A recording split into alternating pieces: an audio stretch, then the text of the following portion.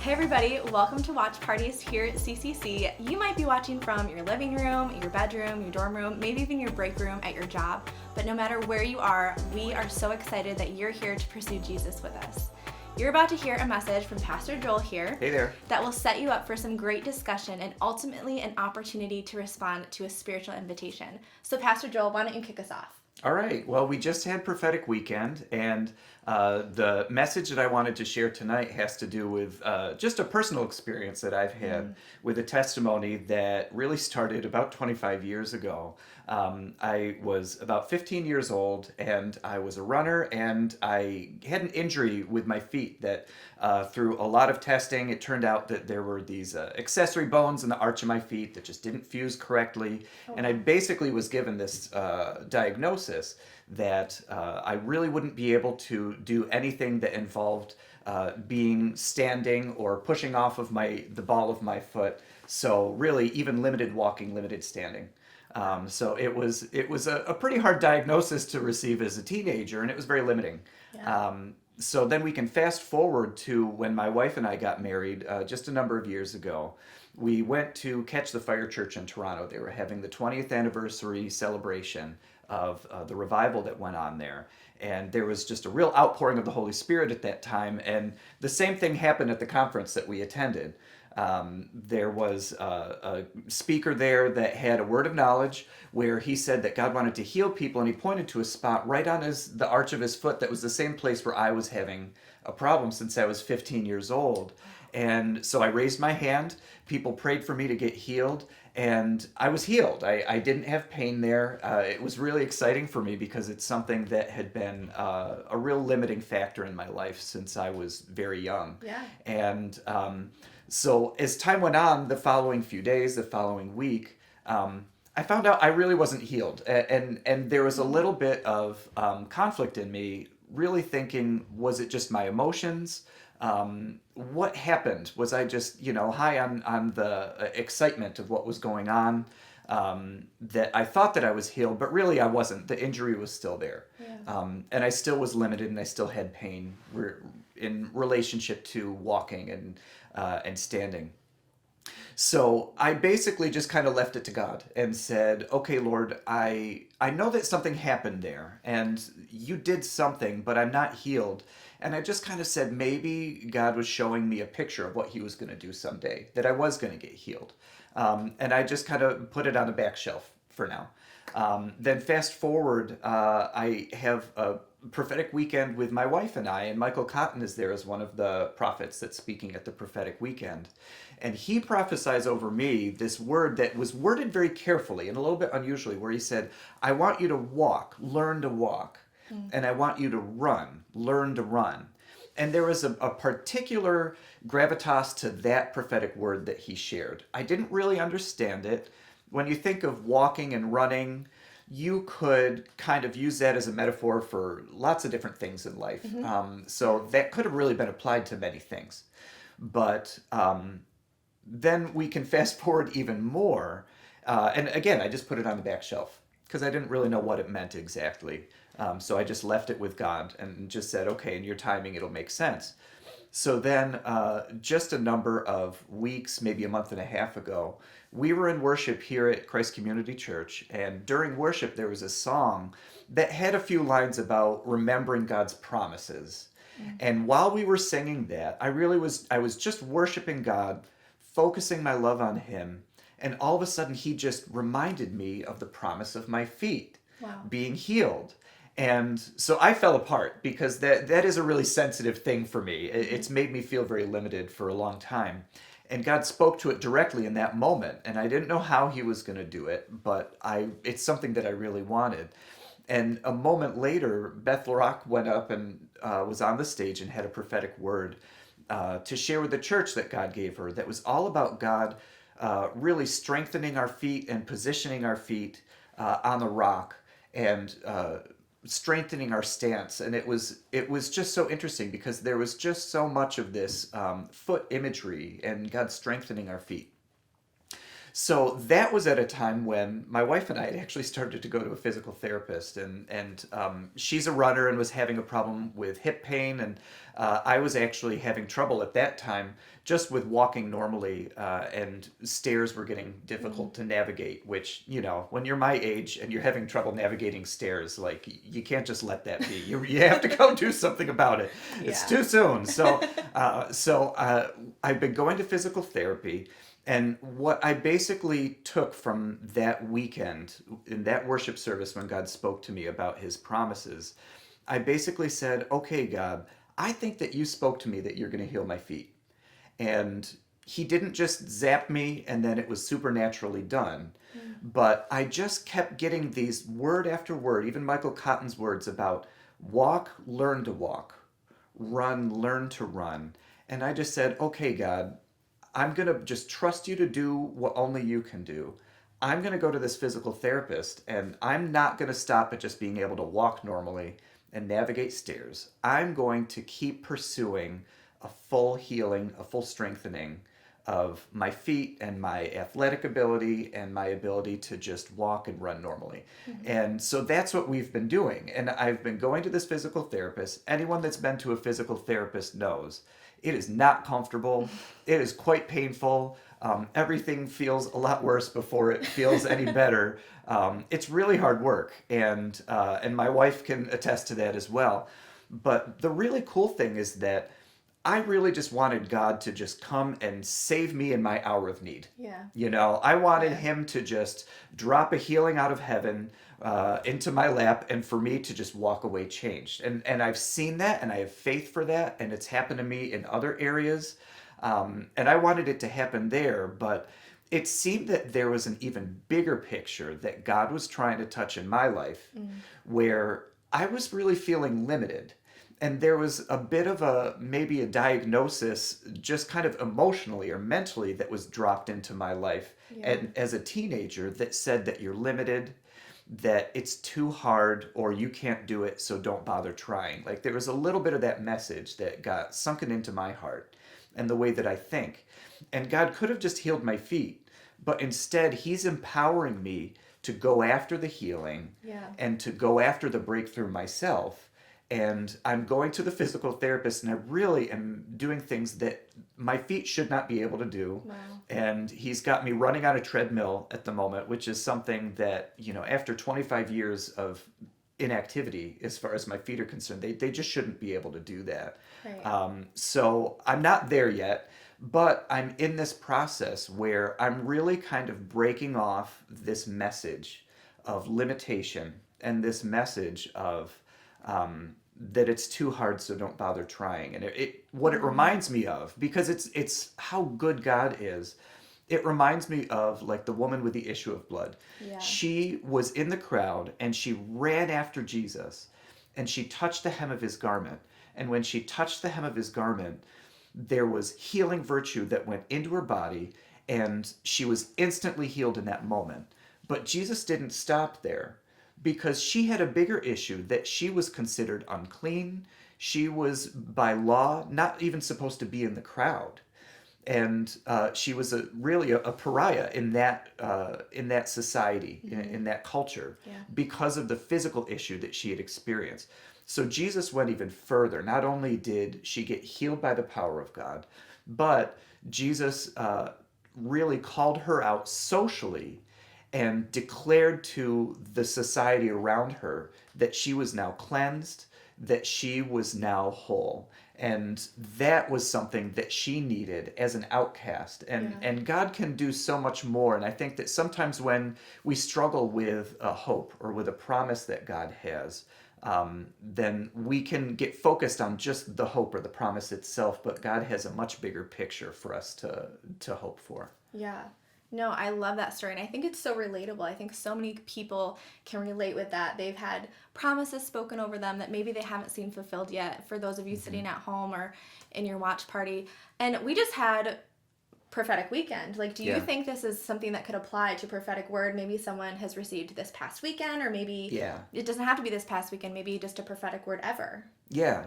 I think anytime we have a prophetic word, we have to weigh it before the Lord and really test it and say, okay, God, is this for now? Is this for later? And just like me, sometimes you put it on a back shelf if you're not really sure, and you wait on God to make it clear. Proverbs 13 says, "A hope deferred makes the heart sick, but desire fulfilled is a tree of life." And I love that because nobody likes waiting. I don't know. I Maybe don't. I'm the only one. Yeah, I don't. Yeah, nobody likes waiting. But I think that we have a God that values desire, and He Yeah. values hope, and He sees beyond what we can see. He has a higher perspective. And just like the woman with the issue of blood, we only know so much of what we need. And sometimes we can only voice so much. But God wants to invade our situation, and Yeah, He wants that's to so redeem good. it in a higher way than we even know. Yeah. So we have an opportunity anytime we receive a prophetic word, anytime we have a prayer for breakthrough, anytime that there's a promise that God has for us that we're really trying to grab a hold of. We have an opportunity to base what we believe and what we expect on what God is saying, or the circumstances around us, and those don't always line up. Yeah. Well, Pastor Joel, thank you so much for sharing that. I think that was really powerful. We have some discussion questions for you guys. They're going to pop up on the screen. So just take this next 15 minutes or so. If you need more time, go ahead and feel free to pause the video, but we'll meet you back here in 15 minutes.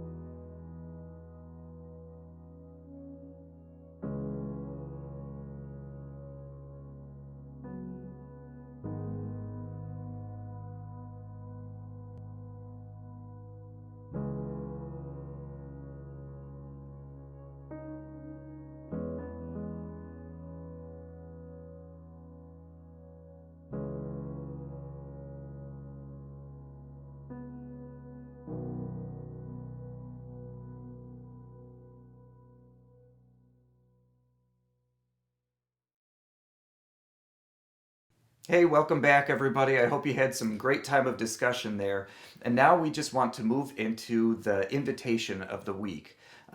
So sometimes when we have a hope or we have a dream or we receive a promise from God, we can get really hyper focused on what the promise is or what the dream is, but the promiser himself has so much more than just what we see or what we hope for. Ephesians 3:20 says, and we all know this verse, that God can do far more abundantly beyond what we could ask or think. Yeah. And that's a pretty high order because I can dream pretty big, and I've asked for really big things, but that tells me that we actually have an opportunity to think even bigger, and that's really exciting. So together with your watch party, let's take a little bit of time and just pray together. Let's surrender what we thought God should have done or an area where we wanted him to move, and let's surrender to him the expectation or the result that we were looking for.